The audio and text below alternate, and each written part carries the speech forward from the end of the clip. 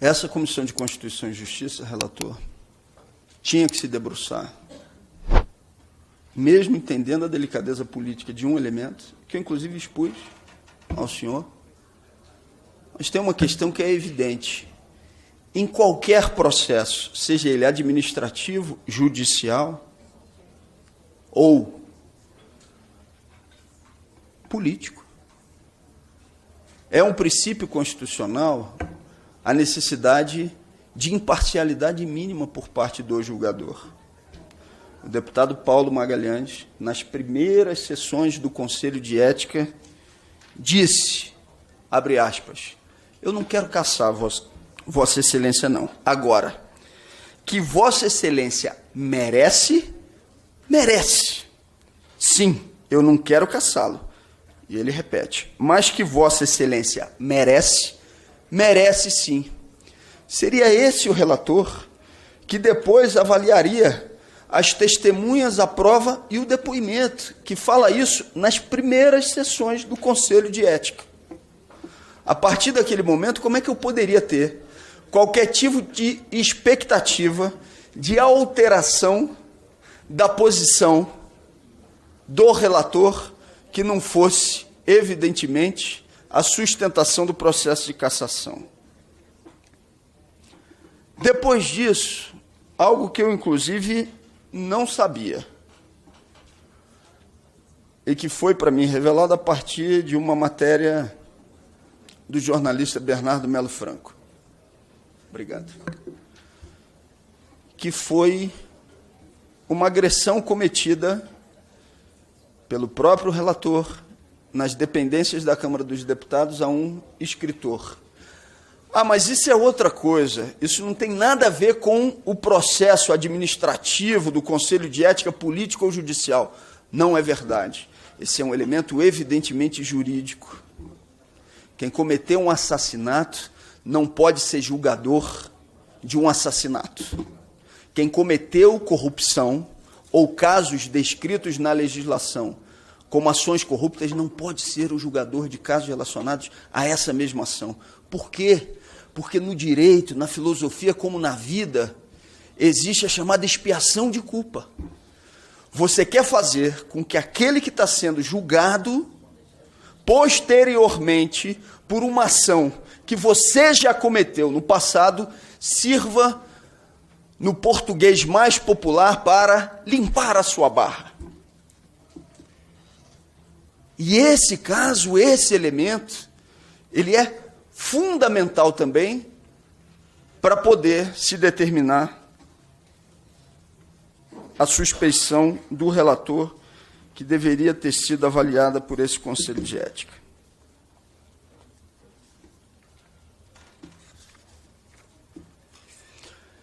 Em deferimento de testemunhas, a defesa tinha e tem uma tática evidente.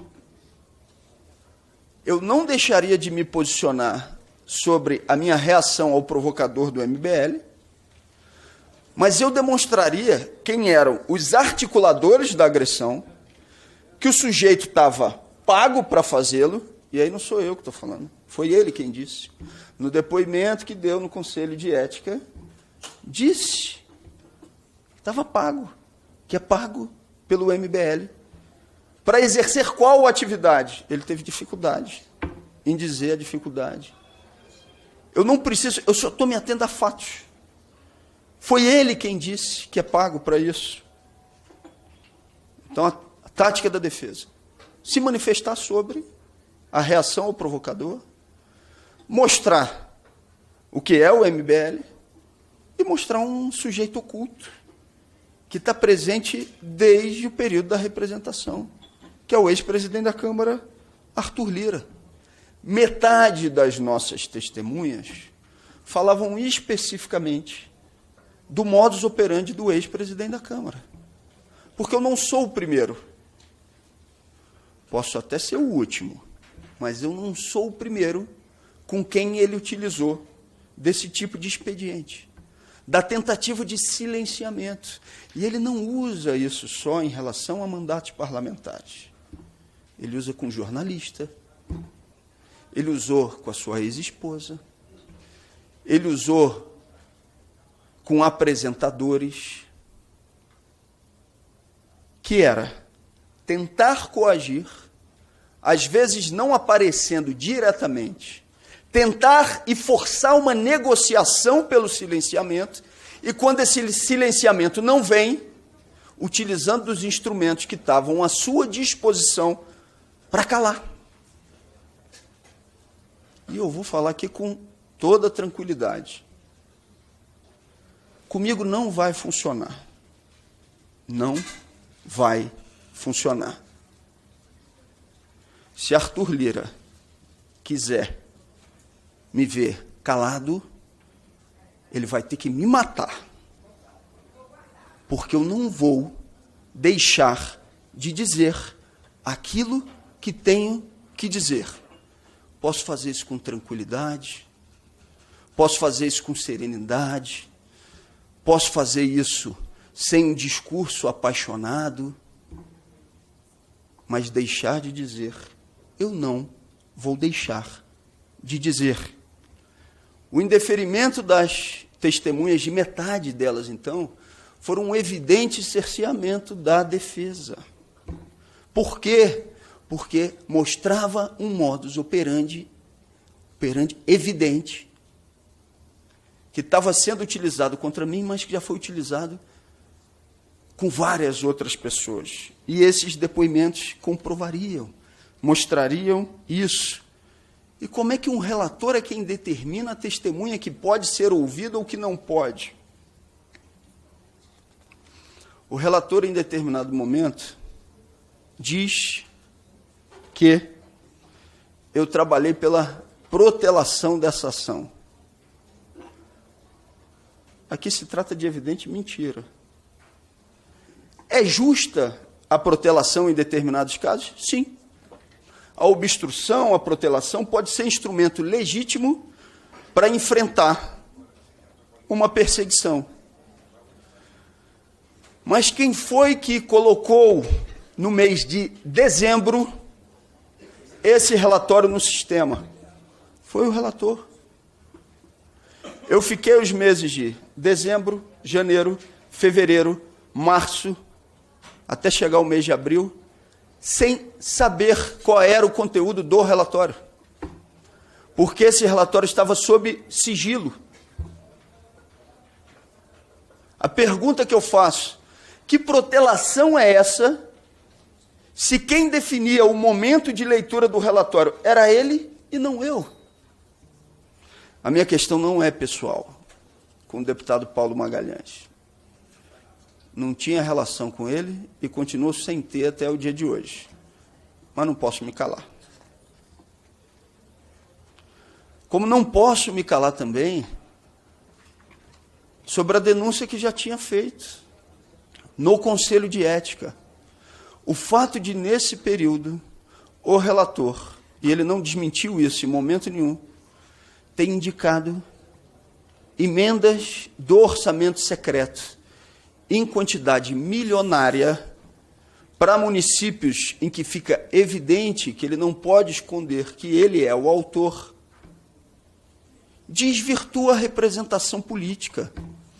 Eu sei e tenho consciência de que, quando trato desse tema na Câmara, eu gero desconforto, descontentamento. Mas o fato é, emendas do orçamento secreto desvirtuam a posição.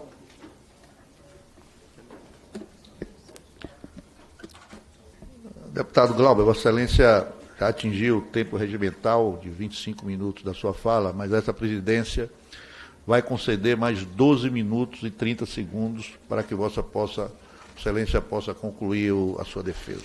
Obrigado, presidente. Inclusive, depois disso, eu também vou me deslocar, porque eu estou com um voo marcado, com um ato que está marcado hoje no Rio de Janeiro.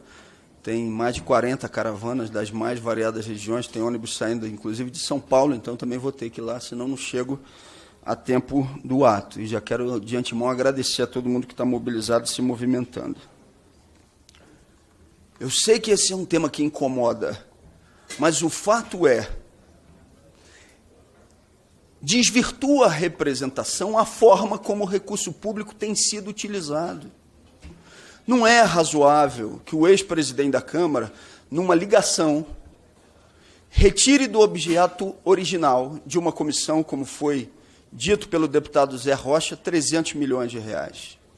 Isso desvirtua qualquer representação. Eu falei do quadro de Alzheimer da minha mãe. Depois que minha mãe faleceu, eu, evidentemente, tocado e atravessado pela situação dela, acabei vivendo isso de uma forma muito dura, passei a pesquisar e procurar mais sobre o Alzheimer. E fui descobrir que no Rio Grande do Sul e no Rio de Janeiro estão os centros mais avançados de pesquisa sobre o Alzheimer. Procurei, então, Tarcísio, um dia o coordenador do centro do Rio e perguntei para ele o seguinte: quanto o senhor precisa por um ano para sustentar as atividades nesse centro de pesquisa, que é o mais avançado do Brasil, junto com o Rio Grande do Sul? Ele falou, R$1 milhão. É justo, numa ligação, você transferir 300 milhões de reais, como foi denunciado pelo deputado Zé Rocha de uma comissão, 300 milhões de reais que dariam para sustentar o centro mais avançado de pesquisa sobre o Alzheimer por um período de 300 anos. Senhores deputados, posso falar isso de maneira tranquila, educada, mas não vou deixar de dizer. Isso desvirtua a representação e é imoral.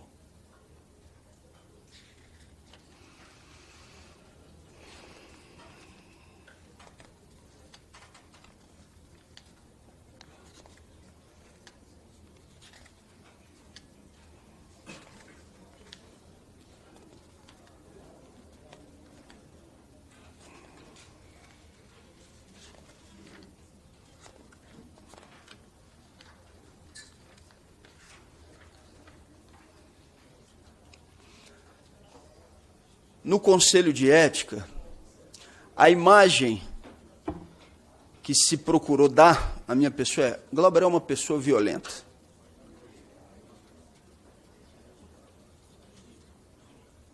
Eu nunca fui à atividade de ninguém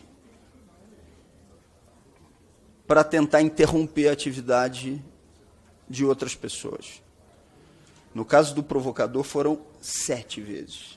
7 vezes. Aqui na Câmara foi a 5ª.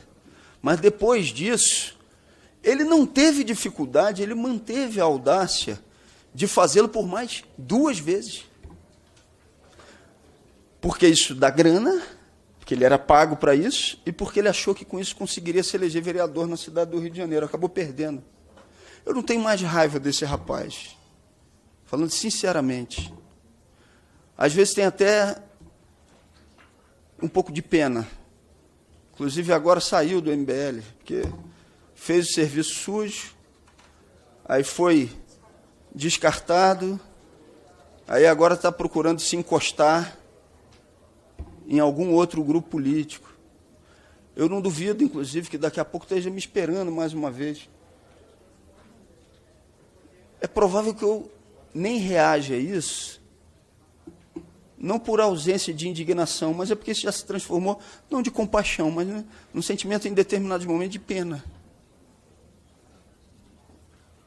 Por formatar sua vida para fazer isso.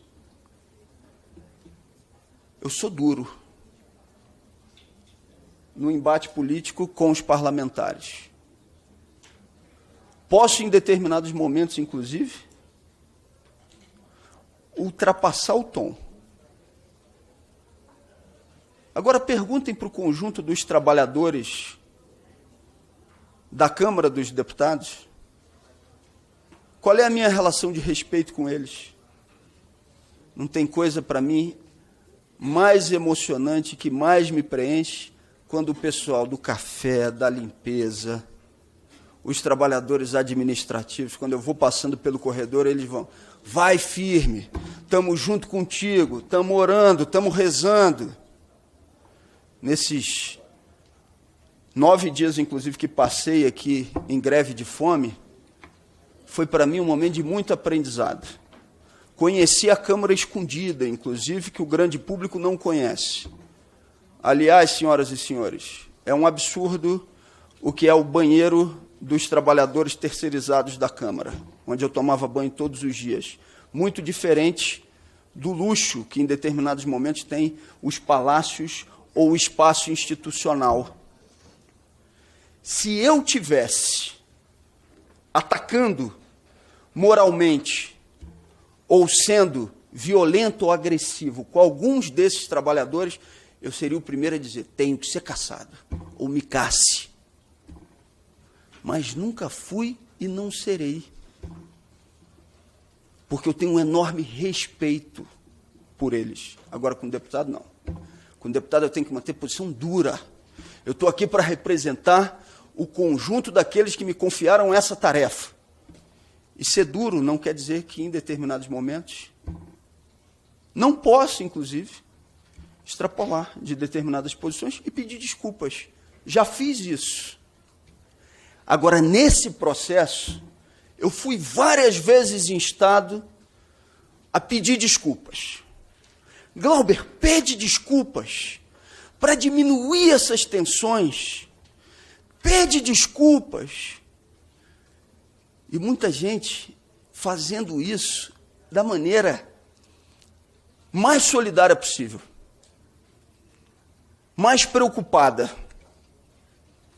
Senhoras e senhores, eu não posso pedir desculpas.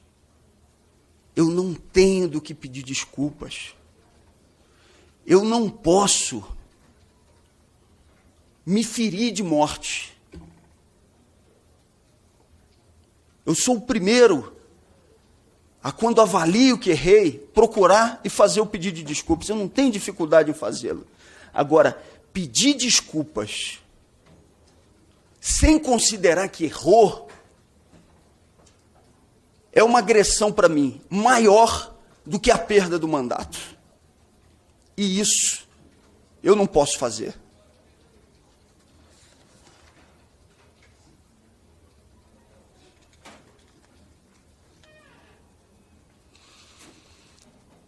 Por que de dezembro até o mês de abril esse processo ficou parado no Conselho de Ética? Porque eu sou testemunha de um inquérito que está correndo na Polícia Federal sobre o chamado orçamento secreto. E eu não deixei de dizer em momento nenhum, que no meu depoimento, inclusive, falei especificamente sobre a ação do ex-presidente da Câmara e daquilo que se transformou em uma lavanderia do ex-presidente da Câmara, Arthur Lira, que é o município de Rio Largo. Eu duvido, e falo isso respeitosamente, qualquer deputado de Alagoas defender o que o senhor Arthur Lira fez com seus aliados no município de Rio Largo. Um município que recebeu, num intervalo curtíssimo de tempo, mais de 90 milhões do orçamento secreto, onde o seu ex-prefeito, aliado do ex-presidente da Câmara, já foi preso não sei quantas vezes, onde disse publicamente em uma das operações que foi pego com grampo, quero meu dinheiro, e não quero que desconte INSS não, porque é dinheiro roubado. Está lá a gravação. E não sou só eu que digo isso. Os parlamentares que foram chamados e que respondem como testemunhas nesse inquérito da Polícia Federal são das mais vertentes políticas. Não é só gente de esquerda, não.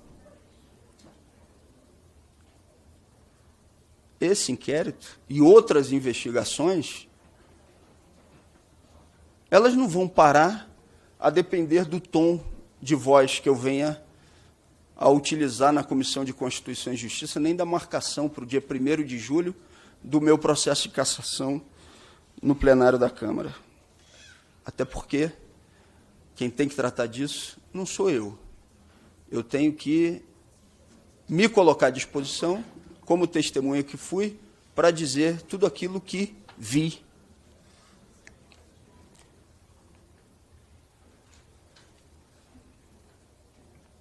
deputados e todos que estão aqui, não teve até hoje um único parlamentar que chegasse para mim, concordando ou discordando de mim, para dizer: Glauber, o Arthur Lira não tem nada a ver com isso. Todos, absolutamente todos que chegam perto de mim dizem: você não ajuda, ou pelo menos uma parte deles, porque você não para. Mas o Arthur levou isso para o lado pessoal.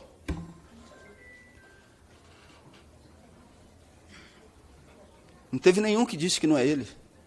Ninguém na Câmara. Todo mundo sabe que ele é quem está movimentando esse processo. Ninguém se arrisca a dizer que não é. Eu lamento. Acho, inclusive, que ele está sendo irracional. Porque imaginar que me caçar vai facilitar alguma coisa da vida dele é o contrário. Um cadáver político tão pequenininho como eu vai se transformar numa força ainda maior de denúncia contra ele. Ou ele está achando que por me caçar isso está resolvido? É evidente que não. Mas talvez por estar trabalhando com o fígado, está inclusive do ponto de vista racional, deixando a razão de lado.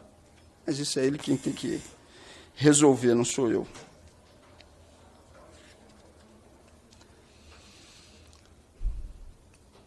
Um dos momentos mais difíceis da minha vida foi a execução do meu cunhado, na cidade do Rio de Janeiro. Eu vi o que um homicídio faz para estraçalhar uma família. E naquele momento, já vou concluir, presidente.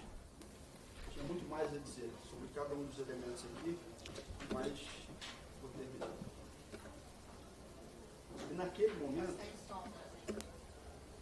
E naquele momento, quando você sofre determinadas dores, você passa a ser sensível a dores que você não tinha vivenciado.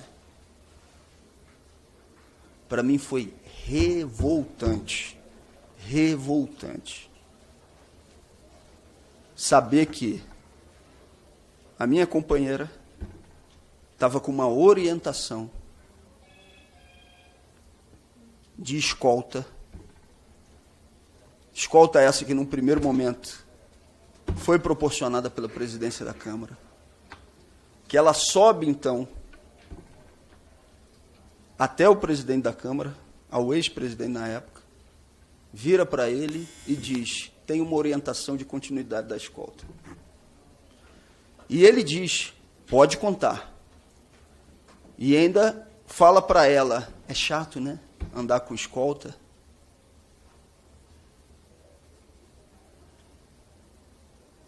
E no mesmo dia, quando eu subo na tribuna para fazer uma reclamação banal, importante, mas que eu não utilizei. Para concluir, deputado Glauber, por favor. Mas que eu não utilizei nenhum adjetivo, Chico, mas porque eu reclamei, porque as galerias estavam fechadas para o acompanhamento das pessoas em relação ao que estava ali acontecendo. O ex-presidente da Câmara vai e corta a escolta de Sâmia, que tinha uma orientação política e uma orientação jurídica, investigativa, para continuar com a escolta. E que a gente não podia nem publicamente revelar isso, porque isso envolvia questões de segurança. Esse é o grau de perseguição. Isso, para mim, é muito pior do que operar uma tentativa de cassação. Sinceramente, consegue ser pior. Eu estava com um argumento aqui para tratar de cada um dos pontos. Sei que essa Comissão de Constituição e Justiça vai avaliar a posição do relator de hoje. Volta terça ou quarta, presidente, da semana que vem, já tem data prevista, que vai ser feito pedido de vista. Já tem indicativo, não? Eu vou, após a concessão do pedido de vista, eu vou informar a data da próxima reunião. Seja terça ou quarta-feira da semana que vem, vai ser apreciado. E depois de 60 dias, que na nossa avaliação cai no dia 1º de julho, eu vou enfrentar essa votação no plenário da Câmara dos Deputados. Presidente, relator, deputados e deputadas que estão aqui e aqueles que não estão aqui nesse momento, estou à disposição para apresentar as razões a cada um e a cada uma dos senhores. Não vou deixar de fazê-lo, mas não vou modificar a linha da minha orientação política para ser salvo no plenário. Sabe por quê, presidente? E por aí eu termino. Porque senão, imaginem o que aconteceria. Se eu, a partir de então, mudo o tom, passo a rir para todos os deputados, cumprimentar a todos, abraçar, deixar de dizer aquilo que orienta a minha posição política, eu vou ser um cadáver político no exercício do mandato. Eu já vou estar previamente, pessoalmente me caçando. Isso eu não posso fazer. Então eu nem posso estar manietado, eu posso exercer uma relação de respeito com todos e todas, e quando isso não acontecer, eu posso refletir sobre isso, inclusive dizer, olha, ali pisei na bola. Agora eu não posso modificar o que é a essência da orientação política do mandato, porque se eu faço isso, eu não vou ter o respeito de nenhum dos senhores, nem de nenhuma das senhoras. Isso eu não posso fazer. Obrigado.